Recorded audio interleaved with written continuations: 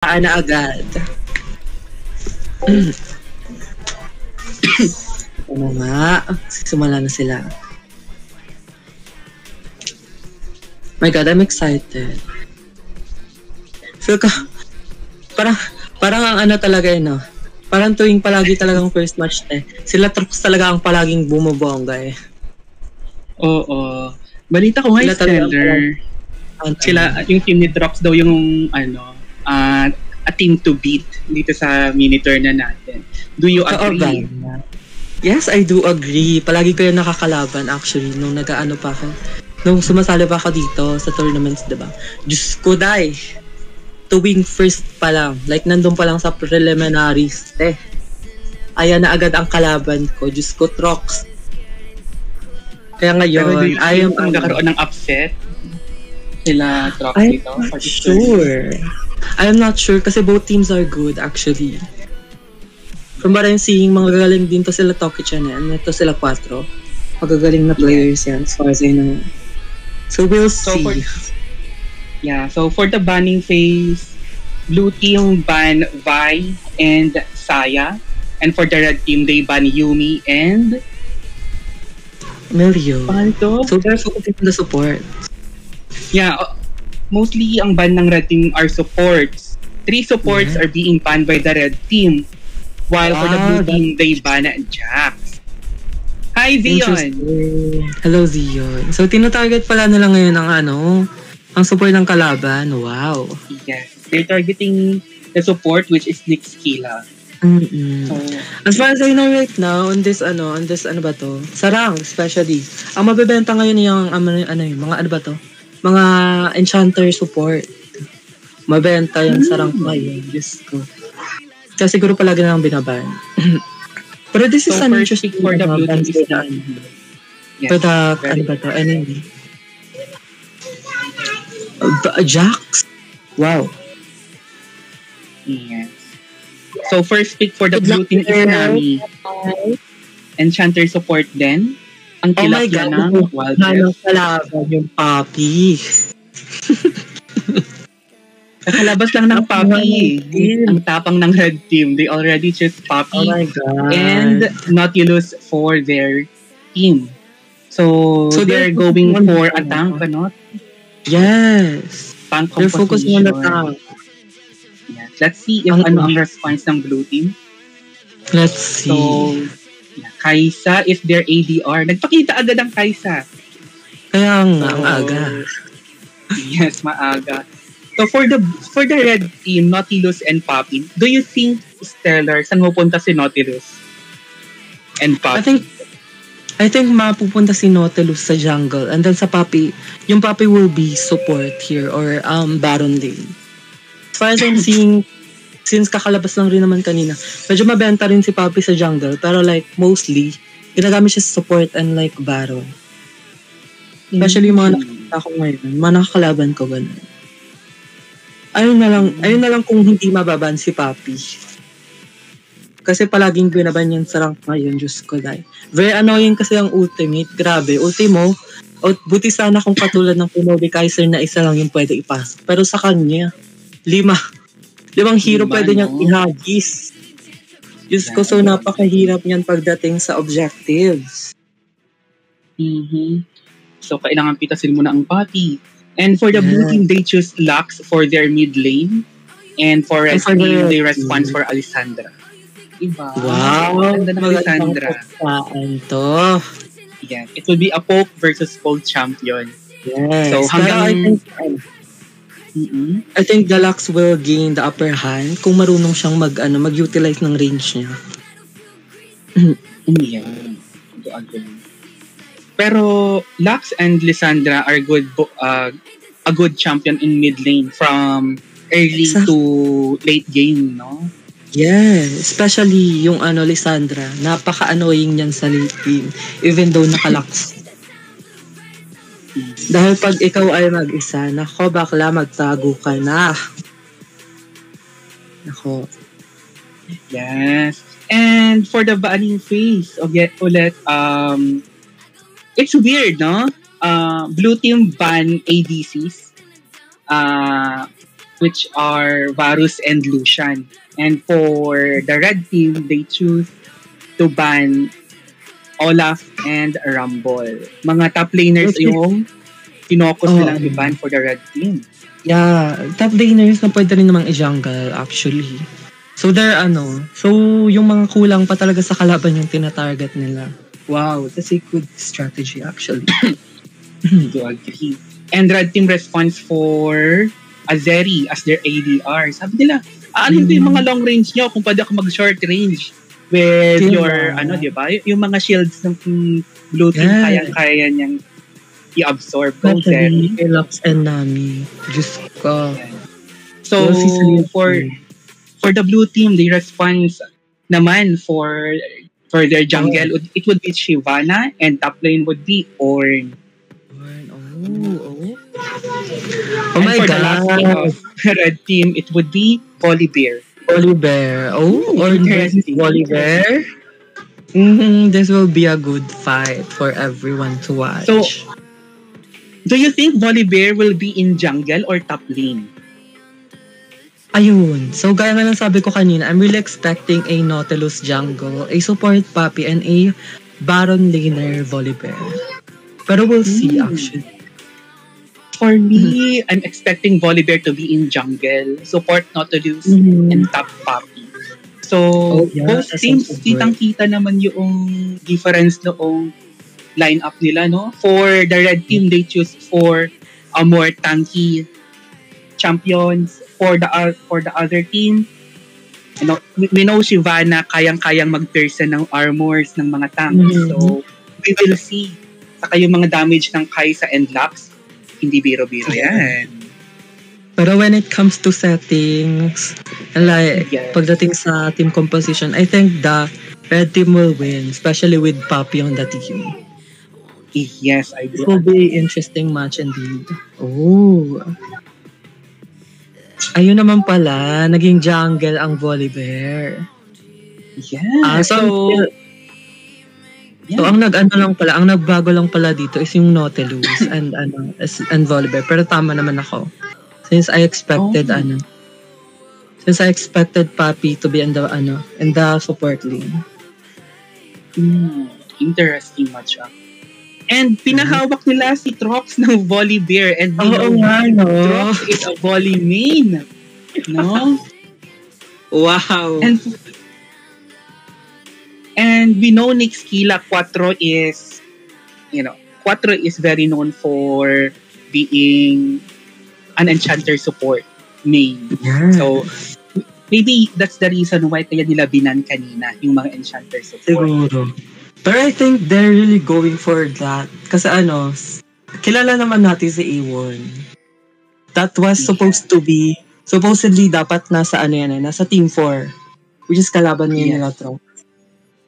So, we're starting na the fight. So, we can see now for the red team, top lane would be Poppy, jungle would be Volibear, mid lane would be Lissandra, and for their bot lane, it would be Zeri and Nautilus. And for the blue team, top lane would be Ornn, jungle, Shyvana, mid, Lux. And bot lane would be Kai'Sa and Nami. So, looking at the team composition right now, Stella, sino sa tingin mo mananalo? Who are you rooting for? I'm really rooting for Team 4. Kasi tama na. Grabe ng pag-dominate ni Trox. Grabe. Like legit. At sinalihan ni Trox dito, nanalo siya. Oo, lahat. Diyos ko. So, kita naman natin sa top lane, no? We know the dominance of Poppy versus Ornn. Ang sakit ng Poppy. Halos half na ang buhay ng Ornn compared to Poppy na, isang bar lang na bawas sa health. Yeah. Napupuksaan na sila. Top lane. Let us see kung sino ang magwawagi. So by now, yung mga jungle na is nagpo-focus lang talaga to farming. I think saka pa sila magagang pag medyo naka-build na sila ng Ornn. Pero as we can see naman, nabangga ni Ornn. tatakbo ang papi, kukuha ata ng fruit. Yes. We can see na yung Shyvana tried to invade yung top lane, but unfortunately, papi nakaback siya agad sa kanyang tower. And for the bot lane naman, tamang farm lang with Nautilus and Zeri. Andito na, nag-dunk na nga ang Volibear. Pero hindi natuloy dahil mabilis ang kamay nila. Warded, so nabubble siya ngayon. Oh. Yes, warded ang bot lane, yung Tribush doon. Pero hindi ata alam ni Trox na na warded pa doon. So nag-back na ang jungle ng Red Team. Oh my God, very low yung papi sa taas. Mamamatay ba siya? Last ult, hindi natamaan. So, good job doon sa sidestep ni Papi. Right. That's a good work. Ang early dalaw doon. And, Volibear dumalaw sa top lane. Nag-ult kay Ornn. But unfortunately, hindi niya pa rin napitas si Ornn doon sa top lane. Yes! Kung puksain na lang tayo natin sila, no? Tama. Puksain na lang lahat. Diyos ko, Lord. Andito si Kai. Hello, Kai. Hi, Yuri. Hi, guys. Thank you for watching our Swarm Live. No? Guys, kung nanonood kayo, share nyo naman. Share nyo and tap the screen. Para malaman ng iba na we are having a mini tournament dito sa server today. Yeah. So ito na nga, tuloy pa rin yung pa rin ang dominance ng Ornn, even though, Boom! Oh my God! Ang galing ng Ornn. As we kasi naman, lumalaban pa rin ang papi. Oh, this is so Volibear, dadalaw sa top lane, hindi na ito makakapitan. Unfortunately, nag-flash out si Ornn. Good job doon. So, 4 minutes into the game, wala pa rin na kumipitas. Both teams, pakiramdaman lang talaga sila, guys. Yes, ito na, napupuksaan na doon. Tignan natin kung sino makakuha. At na first blood ng Red Team. Oh my God. The Lux has been killed. A first kill for the Red Team. Ito na nga, i-invade na nga ng doon. Nakulong yung Lux doon. Doon sa may Tribush doon. Hindi siya nakatakas with Lissandra and then the follow-up with Volibear and Papi. Oh my God, nice one. Nag-continue pa rin yung team fight doon sa may top side. And unfortunately, napitas doon si Shyvana. But that is 2 for 1. You know? Napitas din si Volibear and Papi doon. That's not a good trade. You know? For a Volibear and a Papi.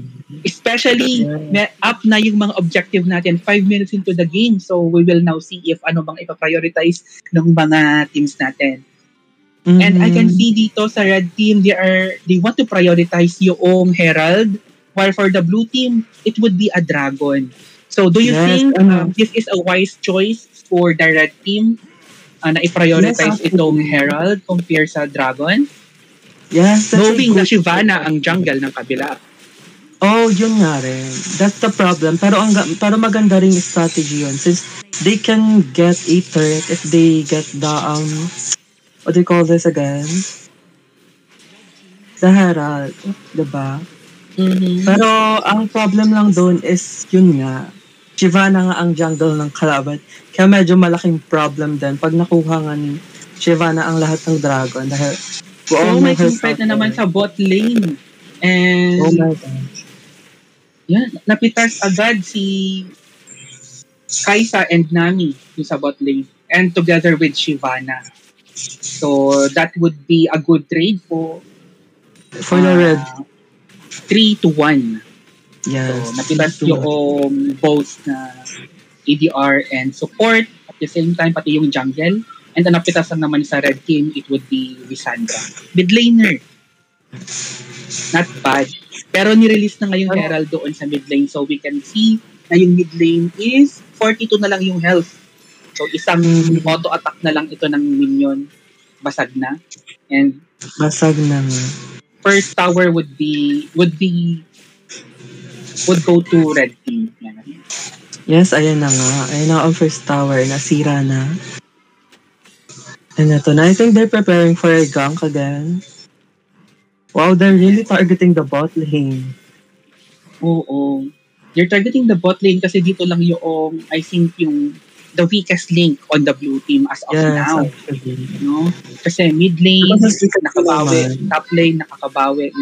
They can maintain their lead. Pero boss lane, medyo alanganin tayo dito for the blue team. Medyo tagilid ng onte. Oh, ayun na nga, nag-flash. Nag-ulti. Mamamatay ba ang Ornn? Hindi. Nag-flash out. Pugs, nag-ult. Oh my god. And the Ornn will be killed by... This is again. I forgot the name talaga. I really forgot the name of the hero. Grabe. Volibear? Ayun, Volibear. Pero wow, grabe ha. Ang consistent ng ganks ni Trox. Kaya nakakatakot to pahawakin eh. Diba? Yes. Now we can see kung bakit nakakatakot to pahawakin ng Volibear. Oh, ayun na nga. Oh. So, ang gank pa rin doon sa may red side jungle natin. It was initiated by the blue team but unfortunately, Shyvana will go down.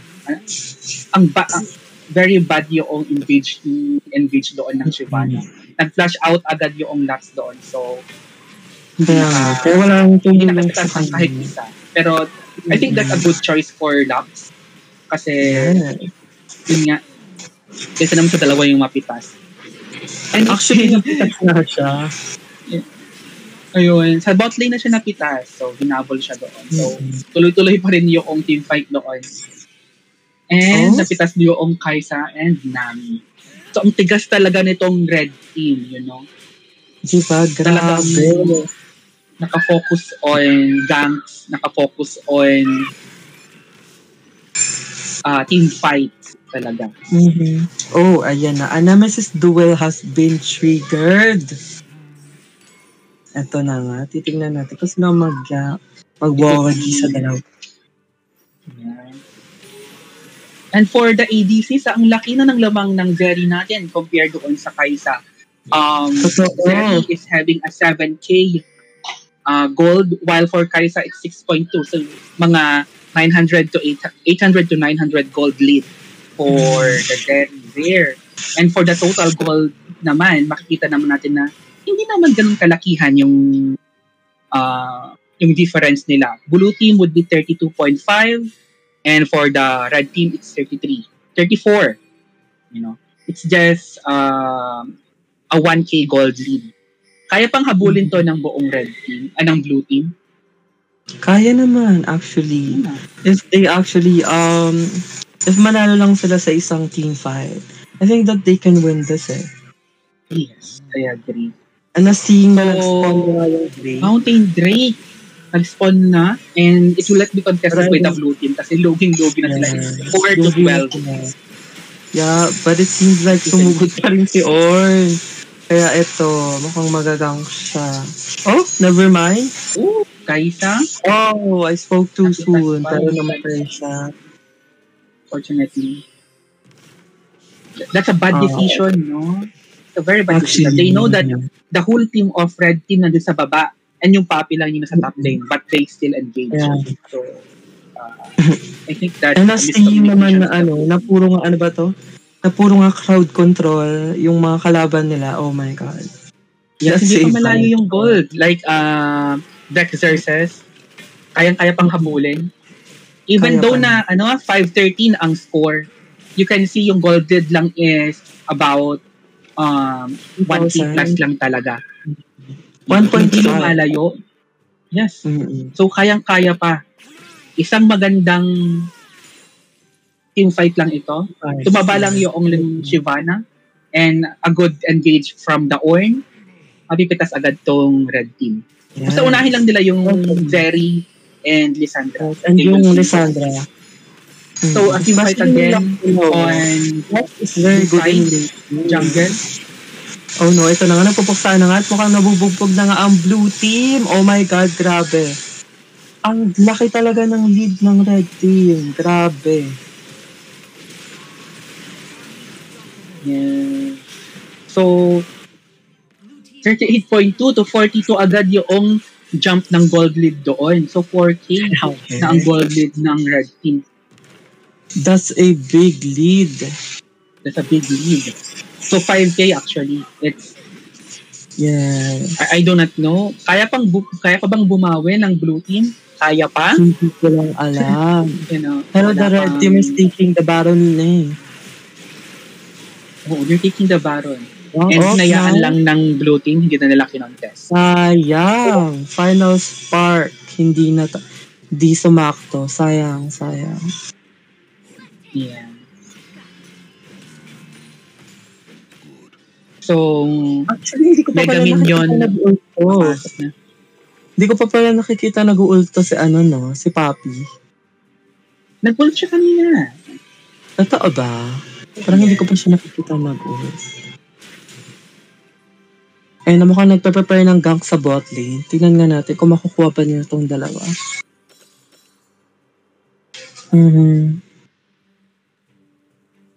Grabe talaga ni-utilize talaga ni Trox yung hero niya. Yes. Alam niya talaga yung yung bawat galaw ng isang body player. Tama. Grabe talaga. Ako nagsasabi sa inyo eh.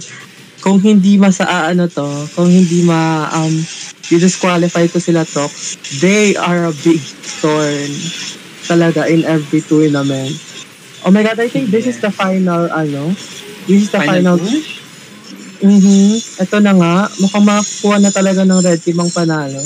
Pero I think hindi pa. Kasi meron pang shield. So, yes, ayun nga. Akala ko makukuha na pero may shield pa. 13 minutes into the game. 5:20, 4. Oh my God. And it is mostly a Sentry Gold lead. Tatapusin na ata ng red team. Tatapusin na wala na. Ayun. So, congratulations to the red team. That was the final push sa kanila. Grabe. The winner for this one would be the red team. Good job pa rin sa Team 4, no? Team 1 ang nanalo dito, which is the red team. Team 4 is the blue team. Congratulations pa rin sa blue team. They show us a good fight. Yeah.